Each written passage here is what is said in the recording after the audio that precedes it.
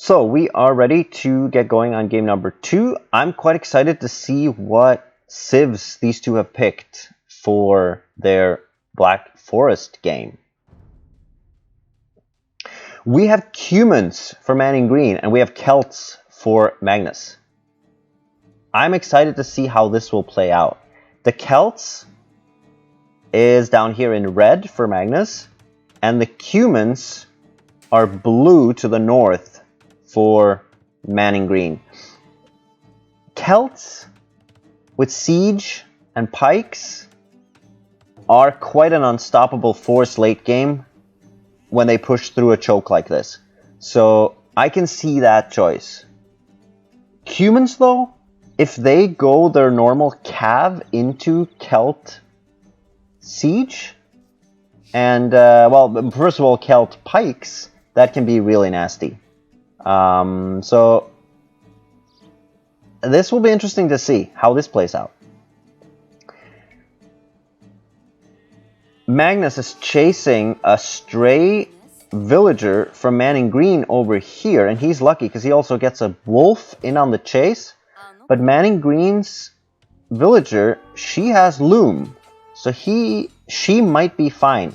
And Magnus is losing a scout here, it seems. ManInGreen is getting downhill hits, and he wins that fight easily with more than half of his HP left. Here's a scuffle though. The wolf is still biting at this villager of ManInGreen, and then these villagers are all dying. They're all dying. So all the forward vills from ManInGreen go down, and Magnus sends a whole little unit here of villagers up to kill this wolf, and then what's going on now? One vill taking food back at Magnus's base. ManInGreen, pretty much nothing's going on. No food is taken because 3 new vills are coming forward to fight, and now we have loom for both sides. But ManInGreen has a scout, which is important. He gets hits in on these vills. So now Magnus's vills are weak. And ManInGreen picks 1 vill. He picks 2 vills. And he is likely to pick 3 vills. This is a massacre. This is a true massacre. Magnus seems to get all these vills killed, and then the last one walled out from his base. And ManInGreen is being sneaky. He is getting a vill in behind enemy lines. Technically, Magnus also has a vill behind enemy lines, but she'll fight back and she will win this fight. So both players have a vill behind enemy lines. Magnus knows though, it seems. Yeah, he knows because he's looking for her. What does the economies look like? They are probably pretty bad, to put it mildly. We are 5 minutes into this game, and give us some resources. Yeah, no food, around 150 wood for each, and then starting resources for gold and stone. So yeah, this is bare bones economy wise, but ManInGreen is at least taking food with 2 villagers, and Magnus is taking food from sheep with 3. Okay. This vill here from ManInGreen, she is tucked away in a corner behind Magnus's lines, and this vill is being attacked by a wolf. He will win though, so unless this lady here walls herself in, she is probably in trouble if this guy keeps chasing. Magnus's vill has been found behind ManInGreen's lines, and she is dying. It seems both of these sneak vills is going to die before they can achieve anything. So after all this scuffling and all this violence, it seems this Black Forest game will actually calm down into a walled off matter where both can boom in peace behind walls. Magnus actually is not walled though. He has been attempting this strange wall inside ManInGreen's walls with the Sneakville, but he has no wall on the front now. So if Magnus does not remember that, he will go unwalled in this game. We will see if he builds a wall later. Let's get back to populations. Magnus actually has a significant Vil lead at this point, 8-3. That's not how it seemed like it would go after that fight in the beginning, but he has clearly been better at keeping his production up of villagers during that period, and that's paying off now, because this is 9 villagers now bringing in resources compared to 3 for ManInGreen.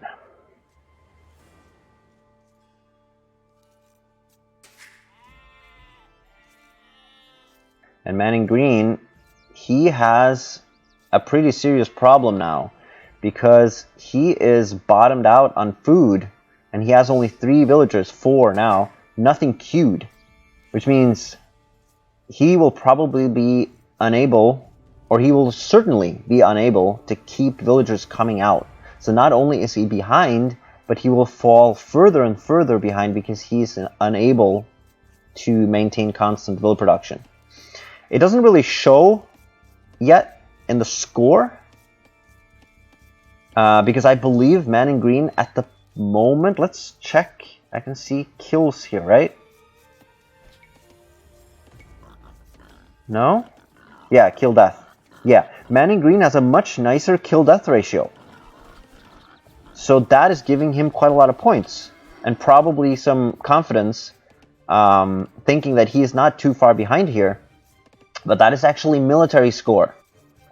If we had looked only at economy and economic score, we see here that ManInGreen, or rather Magnus, is far ahead.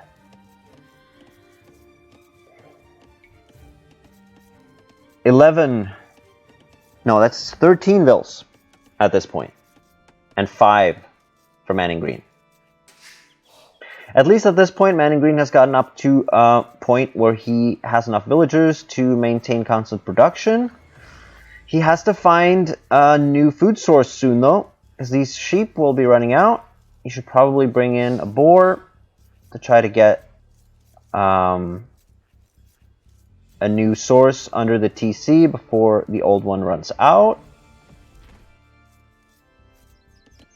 Magnus, on the other hand, yeah, he is actually out of food at this point too. I assume he has food in the bank, though. Yeah, he has pretty healthy stocks of food in the bank at this point. He is housed, so that will at least break down or calm down his villager production a little bit.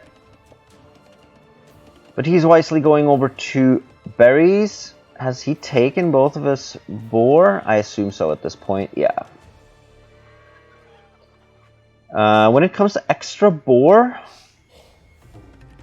ManInGreen actually has 3 extra boars on his side. They are guarded by a couple of wolves. He also has deer. Magnus, on the other hand, is really unlucky with the generation on this map. He has the boar, but he has no such group of boar to take later. So that could be a bonus that ManInGreen could take advantage of if he finds out about that there are boar hiding in here. There's actually also... Is this open? Yeah, I believe so. This is actually open. So he has 6 boar compared to none for Magnus. This is a very strange map generation. I'm sure these are supposed to be Magnus's, but he is closed off from them. So he cannot take them. What ManInGreen can. So that's a lot of free food. Could that be an equalizer that could make up for this rather uneven start when it comes to villagers?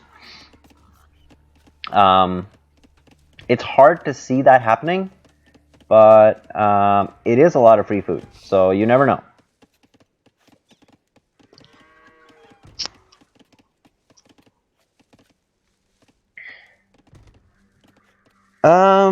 This game started out really exciting, but now it's calming down and it's getting more into the steady booming of a Black Forest game. Not too much to talk about, except the fact that there are some idols. We have 1 idol to 5 here. These guys are just standing around looking for the boar, but what else can they do, because there's no spare food under the TC.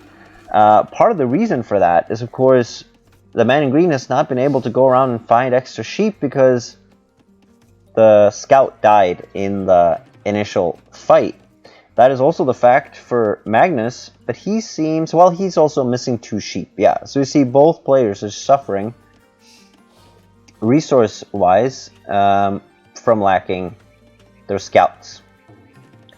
It would perhaps have been worth it to use a villager to scout around and actually find all resources. It probably would have, but they seem to be alright. They're going to farming and berries in Magnus's case, and ManInGreen has now pulled in the last boar and has also gone to berries, so I guess they are fine when it comes to food.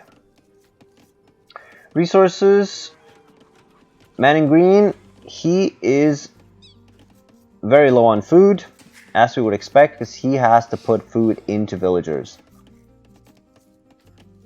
Magnus, on the other hand, he is saving up resources here, and he's probably aiming for another fast castle. He's on 28 pop at this point, which means he actually has more pop than you would normally have when going for a fast castle, because he does not have a scout, right? Yeah, okay. He went for 1 last vil, so he will have 30 vils and then go up to feudal age. ManInGreen is nowhere near feudal age. He is simply queuing vils, and at the moment he is housed. He's not actually getting any of those vils out at the moment. And we have a 20 pop for ManInGreen and 30 for Magnus. So that's a quite significant difference, but that is the same difference pretty much as the one we started with when both players calmed down after that initial fight. So that difference has actually remained pretty steady. We remember Magnus was housed for a period, and now ManInGreen is housed, so it's probably evening out. So it's just the same difference of about 10 vils. I believe we had 11 to 3 in the beginning. So I guess Magnus has extended that lead a little bit. But remember, back to the aftermath of that slaughter in the beginning, ManInGreen had not produced enough villagers during that period, and he was so low on both villagers and food that he was unable to maintain constant production. So that's probably where that extended lead for Magnus comes from. Now extended up to yeah, let's check currently. Well, it was 10 because Magnus was going feudal age. ManInGreen is actually catching up a little bit in villagers, but of course he still has to go feudal at some point. So in reality, we're probably still at about a 10 villager lead, which is of course a lot this early in the game. So it will be impressive if ManInGreen can turn this around. He has a significant economic disadvantage at this point, no doubt about it. Magnus is going for 2 lumber camps, yep. So is ManInGreen. They both have... Well, ManInGreen is actually quite heavy onto wood. We also saw this the last game. He is probably chopping too much wood here. He's already on 750 wood. What he really needs is, of course, food. Because he wants to go to Castle Age. Both players want to go to Castle Age. as soon as possible. And both players are... Well, Magnus is in Feudal Age. ManInGreen is going to Feudal Age now. He's 50% on the way. But his resources are pretty low if he's aiming for a fast castle, which I assume he is. Magnus, on the other hand, his resources are really healthy. Remember, he has been gathering with 30 Vils while he was aging up to Feudal. And he's going straight to castle. He got a barracks up. And what is his last building? There we are. Okay, he built the blacksmith. So yeah, it's a blacksmith stable up to Feudal Age. Sorry, up to Castle Age. And there, ManInGreen is hitting Feudal. It's interesting to see the stable. That might have been just a random building just to get to Castle Age. But then you would expect him to build the market, right? I mean, the fact that he already had the barracks, so I guess he didn't really care what he built to get that second building. But you usually want a market just to have the ability to balance your economy if you want to. So does the stable mean that Magnus is planning on cavalry with the Celts? That sounds a little strange. Celts do not have very good cavalry. They're known for infantry and siege, right? And especially on this map, infantry and siege, at least to me, sounds like a good plan. Healthy resources though for Magnus. Going back to ManInGreen's point of view, he has hit Feudal, but he's quite far away from Castle Age. He could sell wood, and he could probably also sell stone, just to get things going here. Magnus just hit Castle Age, so ManInGreen knows that he's really on the clock here to get things going. You really want Castle Age as quick as possible on this map, because there's really not much threatening you once you have the walls up, right? And you just want that economy going so you can get to Imperial Age and get an offensive going. Or you can, of course, go offensive also in Castle Age, but once the walls are up, Feudal Age is not going to offer much to break into the enemy's base. Honestly, you probably want to wait for Imperial Age. Usually you do. It's so easy to defend with just a castle in Castle Age. A castle and some mangonels, some knights, something like that. So you really want Imperial Age. We see that ManInGreen is moving out to the east here, building a town center. This makes it possible for him to spot these boar eventually. If he scouts a little bit around here, he might find these patches of boar that we talked about earlier that might give him a really healthy eco boost. And he needs it. He needs food. So finding these boar would be a great boon for him.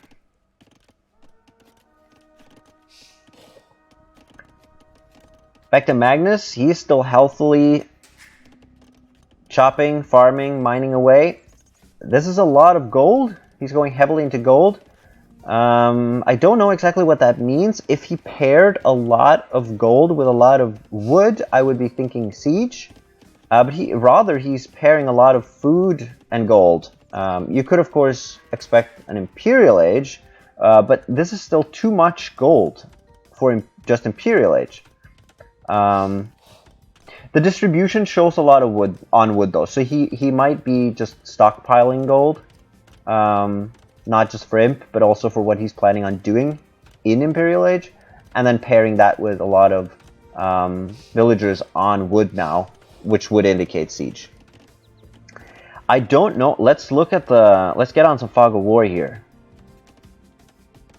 Yeah, of course, it's explored, so he would know that he is on his way to cut through here.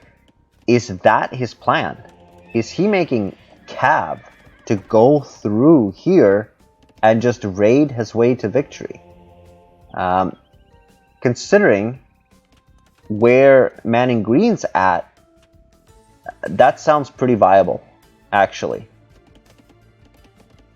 A chop, some cav, it doesn't matter, right? If it's Celt cav or whatever heavy cav, knights are knights in Castle Age. If they rush into your base in numbers and you have nothing, they will devastate pretty much everything. Everything that can't hide in the town center will fall. And even town centers, if you have enough knights, they can take on town centers. So this is potentially dangerous. It doesn't seem like Magnus is focusing on the cut through though. Or well, no, it doesn't really seem like it. So I don't know if that is a conscious plan of his, but this will happen up automatically soon enough. It will not be long before these villagers are through. And then he might, even if he doesn't see the opportunity right now, he might discover it just because the villagers are automatically chopping through. Magnus is on 1, 2, let's count. 1, 2, 1, 2, 3. Yep. 1, 2, 3 town centers at this point. And as we know, ManInGreen is, for the moment, only halfway to Castle Age. So the eco lead will just widen further as Magnus has more town centers to produce from. I haven't really talked too much about a strategy for ManInGreen yet, as he is probably focused solely on getting to Castle Age and then get a boom going. We see an archery range. I don't know if that is conscious or if that is just a building he puts down to be able to click castle. I mean, there are no arbalists. There is heavy cav. And they do have Parthian tactics, but they do not have bracer. So archers for humans, anything archer based, it will be dragged down by the fact that they do not have bracer, right? So I hope for ManInGreen's sake that he's not basing his strategy around anything ranged, really. That's not really why you would pick humans. If I'm to guess, I'm guessing... Okay, here we go. We see stables. Can Cumin Step Lancers turn this around with the nerf that came in with the December patch? It's a lot to turn around. The score lead for Magnus is really high. But he doesn't have army. Well, okay, he has pikes. He's going pikes. Step Lancers used to melt pikes, right? Because they could just gang up on them, attack them with this super high attack speed, and the natural counter to cav, that is pikes, didn't really fare that well. Now that the attack speed and the collision box has been changed, attack speed has been lowered, and collision box has been brought up to make the Step Lancers not stack in this insane way that they used to. I think pikes will fare much better against them than they used to. So the pikes, a classic Celt unit, and then paired with knights that I assume will act as raiders. 19, 17, 16, 15 wood left, and Magnus will... No, he will actually not be through because this is a corner. But you see here, it's only a matter of time before it's actually open right into ManInGreen's eco. You could also say, conversely, it's also open into Magnus's eco, but the reason why I say open into ManInGreen's eco is because Magnus is the only one with an army. I'm not sure Magnus is aware. Oh, yeah. Okay. He seems to be aware. He is massing scorpions. I'm a fan of Scorpions in general, but in this matchup against what is probably going to be Step Lancers, I don't think Scorpions in themselves will be the strongest. Paired with Pikes though, protected by Pikes, yeah, I see them succeed, sure. I would probably have gone Mangonels instead, just to have more oomph against buildings. But I'm sure this will work. I'm wondering if anyone are planning on Imperial Age at any time soon. Magnus has a really healthy economy, save the food, which is a little low. He needs more farms, if you ask me. Both to get to Imperial Age and just to maintain this production if he's planning on sticking with Pikes and Knights. It's probably the case at this point that he has realized that Knights are not really what he should go for, and he is steering towards that deadly Celt combination of spears and siege. Yeah, we see the addition of another siege workshop, which indicates that is the direction he's going in. ManInGreen, he sees the score lead for Magnus just widening, so he can probably expect some army being built at this point. This much score, I would say that indicates more than just a boom. That indicates that soldiers are coming onto the field. And we see him build Knights. Okay, he's going for Knights. Of course, the humans, they do get Paladin. So if he gets to a healthy number of Paladins, it's of course a strong unit, but against Celt spears though, against Halbs, which is what Magnus will have in not too long. He's 20% on the way to Imperial, and we have ManInGreen capped at 70 at the moment, 70 population. Magnus is already more than 100, almost 115, and he has a good margin up to 175 housing space, so he will not be popped. And he is doing forward castles on ManInGreen's expansion. ManInGreen is simply pulling out after a few casualties. The armies are fairly low as of yet, but this is devastating, right? Losing this expansion, town center, all the farm fields around. This is quite a big investment for ManInGreen, and he has to abandon. He's putting up a castle to stop this. And against simply this army, the castle will probably be successful in stopping it, but Magnus is almost an Imperial Age. He will have Trebs coming out of 2 castles on a very healthy economy. He could build how many could he build? He could almost build 20. He could almost build 20 Trebs with this economy. That's obviously overkill and not something he needs to do, especially not with Celts. They have even better siege. That do include... what do they get again? Yeah, they fire faster, right? So that includes trebuchets. So faster firing trebuchets. Pretty nasty. They take down castles, town centers, whatever it is, pretty fast. Even these pikemen supported by the castle will take down this town center on their own.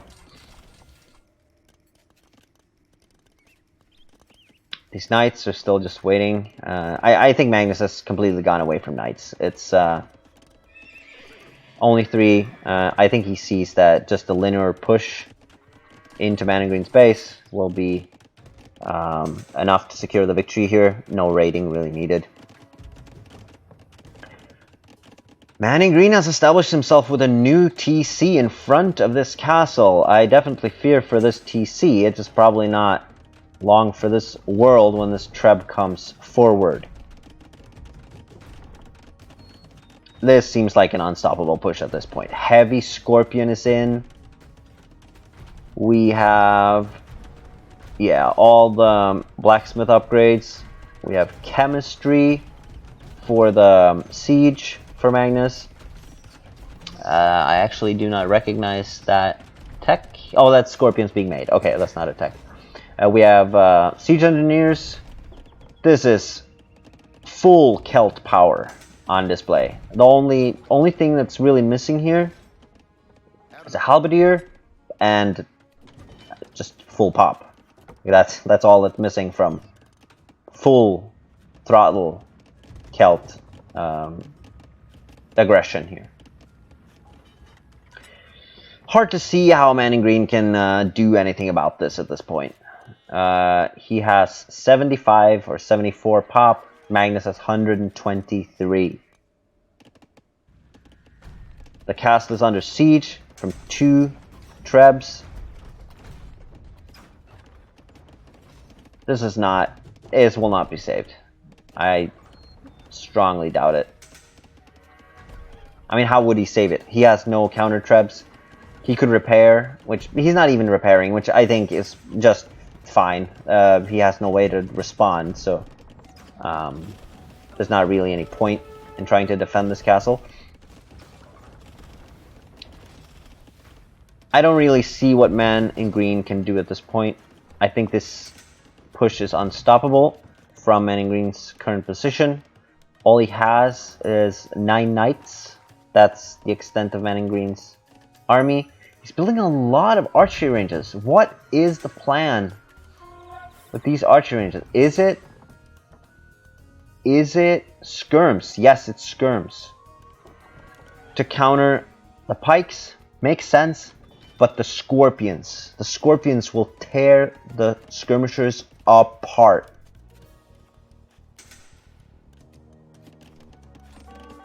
This will be an absolute massacre. And we get to see the power of scorpions, which kind of makes me happy. Of course, Viper has done his fair share to make scorpions popular and shown how powerful they can be. But still, I think scorpions are a little underrated. People don't realize how good they are at stopping masses of units. Not that ManInGreen really has masses yet, but from all these ranges, if it wasn't for the fact that he is housed, he could pump out a lot of skirms. But it doesn't matter, because the scorpions will just tear through them.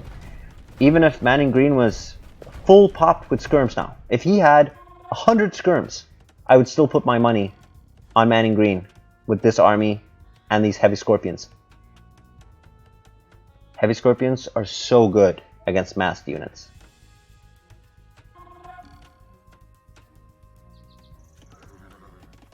There's not really much to be said about the ecos here, except the fact that Magnus is almost on 100 vils. ManInGreen is on 50. So even if this aggression was somehow stopped, it's hard to see how ManInGreen would be able to turn that victory into more than just a hold, and how he would be able to hold back this aggression over any period of time. And honestly, I don't see how he could even stop the current wave. I'm pretty sure Pure Siege can win Magnus this game. I don't think he even needs the helps.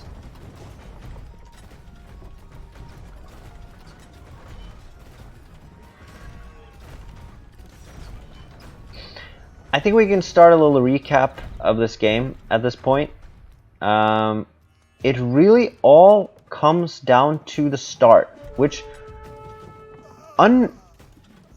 unfortunately for, or sadly I would say, for ManInGreen, it was a fairly good start. Okay, let's see this engagement. We have Knights, which should, on paper, counter Scorps. But look at this. Even Knights just melt before these heavy Scorps. There is no way. There is no way this can be stopped at this point. I don't think humans even have an answer. It would have to be Mangonels or Onagers. Or Mangonels. Well, ManInGreen is actually hitting Imp at this point, so... what does his resources look like? Yeah, they're not very good. He cannot sustain Mangonel or Onager production on this. And does he even have... It's a very sparse gold income. This is all the gold he's getting that... Yeah, he cannot produce Mangonels on that. And Mangonels really is the only way to stop this. And even that will be hard. These Scorps can... they will take losses, but they can take out the Mangonels. And Magnus has so many. Okay, Light Cav. I like the move, but look at the HP. It just disappears.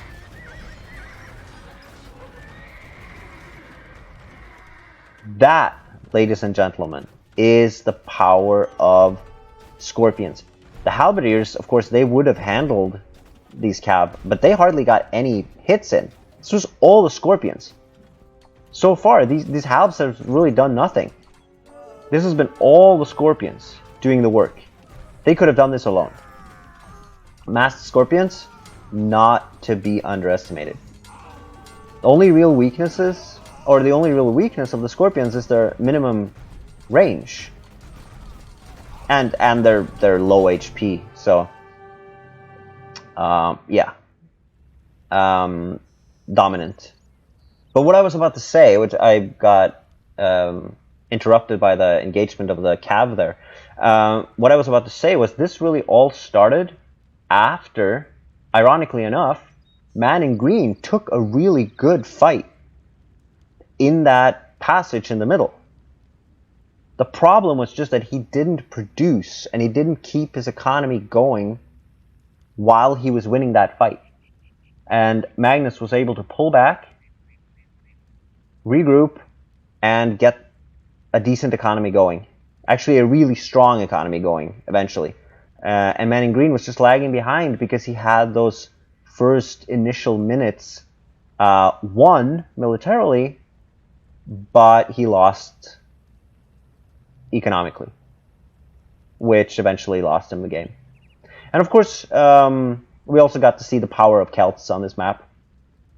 They went up against not too much opposition, but I'm glad we got to see that attempt from the Light Cav, which initially, or on paper, you would think a force like that going up against Siege, they should do well, minus the Halbs, of course, which was protecting the Siege. But like I was saying, the Halbs didn't really do much. Those Light Cav got shredded by Scorpions. Of course, it probably would have been smart to use a staggered formation. That's important when you go up against Scorpions. Then their effect would have been much lower. But I don't think the outcome would have been much different.